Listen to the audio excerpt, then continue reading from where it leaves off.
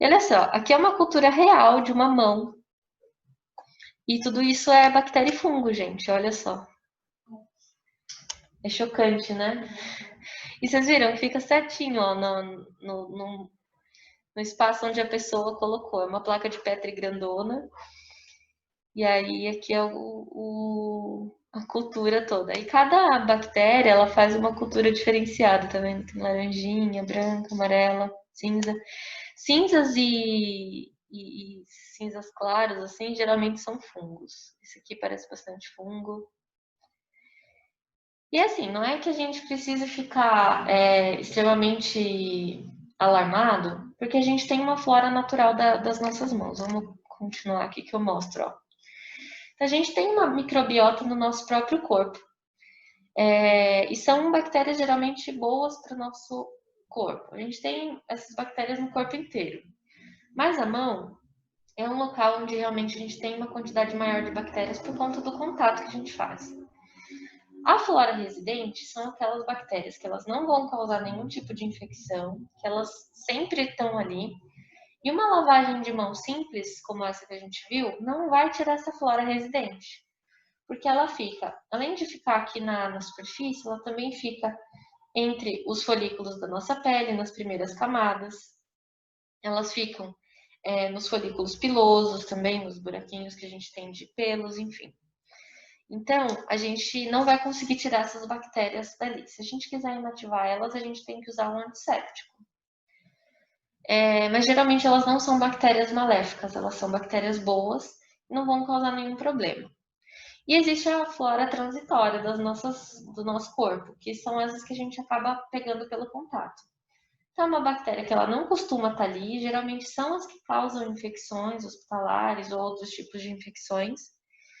E a gente consegue tirar elas geralmente lavando, porque elas não estão tão afixadas, elas ficam mais grudadas na gordura ou no suor da mão e uma parte mais externa mesmo. Aí aqui eu já mostrei essas imagens para vocês. E aí vamos falar um pouco sobre a antisepsia da mão. A antisepsia, como eu falei para vocês, é um procedimento para inibir o crescimento de bactérias ou realmente tirar completamente, né, inativar ou eliminar essas bactérias da superfície, das camadas externas ou mais profundas. Para isso, a gente tem dois passos, né? Primeiro, a desgermação, que é tirar toda a sujeira mais superficial. Então, a gente precisa lavar bem, geralmente com um sabão neutro ou um sabão comum. E aí, toda a sujeira mais superficial sai. E depois, utilizar um antisséptico, que pode ser o mais comum, que é o álcool gel, álcool 70. Mas existem outros, como solução de clorexidina e tem o iodopovidine também. Ele também é um antisséptico. A questão do iodopovidine é que ele tem aquela coloração, né? Então a gente não costuma usar na mão, ele é meio marrom, alaranjado. A gente não costuma usar na mão, mas em ambientes é bastante comum a gente utilizar em procedimentos hospitalares também. E o álcool gel, é muito importante a gente dizer uma coisa, não adianta a gente tentar usar aquele álcool que a gente tem em casa para limpar, como o álcool 70, porque a gente precisa de uma porcentagem de água para aquele álcool realmente fazer efeito. O álcool 100%, ele não limpa tão bem quanto o álcool 70%, porque a membrana das bactérias ela é formada de água e gordura. E o álcool 100% ele não consegue atravessar e matar essa bactéria, mas o álcool 70% tem essa função. Por isso que ele é tão específico, né? Álcool 70%, porque ele sim tem um efeito antisséptico. E aí, falar um pouquinho sobre o álcool. Eles geralmente têm 2% de glicerina, que é para evitar o ressecamento da mão, porque passar o álcool direto na mão resseca. Mesmo tendo a glicerina, resseca um pouquinho. E geralmente ele é utilizado para substituir a lavagem de mão em locais onde a gente não tem esse acesso fácil, né? De uma pia, todo o ambiente para lavar a mão. Então a gente pode utilizar nesse momento, ou então para até melhorar a limpeza da mão. Então lavou, quer fazer uma antisepsia mesmo, aí usa o álcool gel.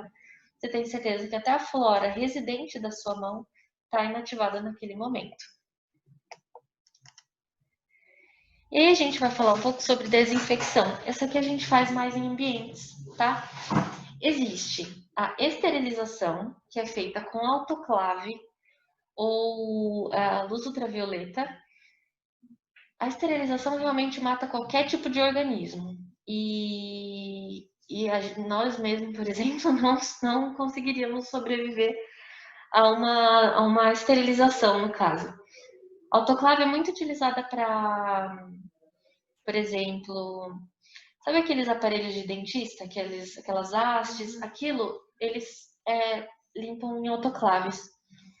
Parece um forninho, pode ser pequeno ou grande, né? Tem vários tamanhos. E aí você coloca lá os objetos e aí liga, ele vai numa temperatura super alta que mata todos os micro-organismos. Por isso precisam ser objetos, geralmente eles são de aço ou ferro, que aguentam realmente uma temperatura bem alta. E a de luz ultravioleta, ela é utilizada geralmente em laboratórios que trabalham com vírus e bactérias e coisas desse tipo. E para você passar a luz, não pode ter ninguém no ambiente. Então, geralmente, eles fecham o ambiente e aí ligam a luz. E é uma luz que realmente mata todo tipo de micro-organismo também. A desinfecção, ela não está nesse nível, não é uma esterilização, não vai matar todos os micro-organismos, mas a gente vai ver que tem alguns níveis que a gente pode aplicar. Geralmente, essa desinfecção é utilizada em hospitais, em laboratórios também, tanto laboratório de análises clínicas quanto de fabricação de medicamentos. Então, é um processo para destruir micro-organismos, como bactérias na forma vegetativa. O que são esporos? Porque está não esporulada. Esporos são um estágio de uma bactéria. Se a bactéria está inativa, ela cria como se fosse uma casquinha e ela vira um esporo. E ela fica inativa ali, como se ela estivesse congelada. Até ela ter um ambiente propício para ela conseguir desesporular e ficar ativa novamente. Fungos, vírus, protozoários, a desinfecção serve para matar todos esses micro-organismos. E ela pode ser de alto nível, que é um nível mais alto, obviamente, destrói todas as formas vegetativas, incluindo micobactérias, que são bactérias bem difíceis de matar, e uma parte dos esporos. Os esporos não são eliminados completamente, só com esterilização, mas eles conseguem, na desinfecção de alto nível, eliminar uma parte dos esporos.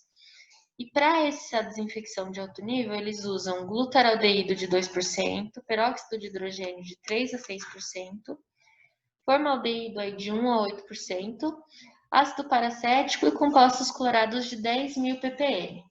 Compostos clorados são muito parecidos com a cândida que a gente usa em casa, só que aqui está numa concentração muito mais alta, tá?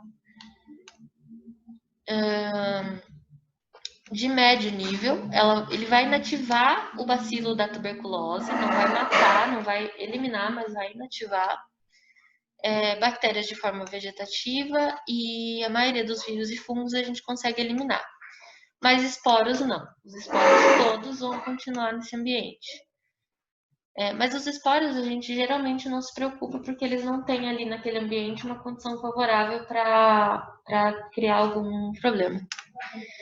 E aí a gente usa compostos clorados de 500 a 5.000 ppm e álcool 70. Mais uma vez, o composto clorado, ele já está aqui ainda está aqui no nível médio. A desinfecção que a gente faz em casa, geralmente é de nível baixo a médio.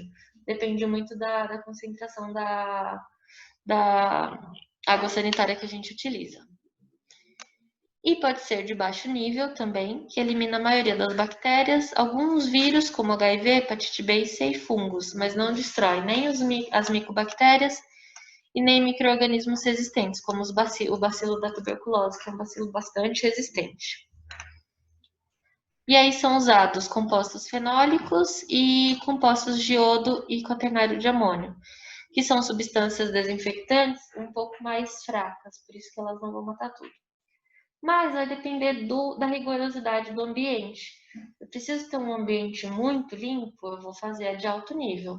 Eu preciso ter um ambiente de mediamente limpo, vou fazer de médio. De baixo nível serve para geralmente ambientes onde a gente não está tratando da saúde, por exemplo. A desinfecção que a gente faz em casa, em escolas, por exemplo, geralmente é de baixo nível. Porque a gente não está aqui fazendo abertura de ferimento de ninguém, a gente não está, né, com ninguém doente, teoricamente. Então a gente não precisa de uma desinfecção tão alta. É normal a gente viver com algumas bactérias ao redor da gente. A gente não vive num ambiente, num mundo completamente estéril. Ai, deu tempo, e é isso. Temos 13 minutos. Vai dar para vocês tirarem as dúvidas. Depois, quando eu liberar esse. Aliás, esse slide já está lá na pasta que vocês têm acesso. E esse estudo da Anvisa, na verdade, é um compilado de vários estudos. Aí tem lá sobre a higienização correta das mãos. Tem muita coisa, tem bastante conteúdo microbiológico lá. Vocês podem dar uma olhada que é bem interessante. Certo? Vocês querem perguntar alguma coisa, meninas? Não? Tudo certo?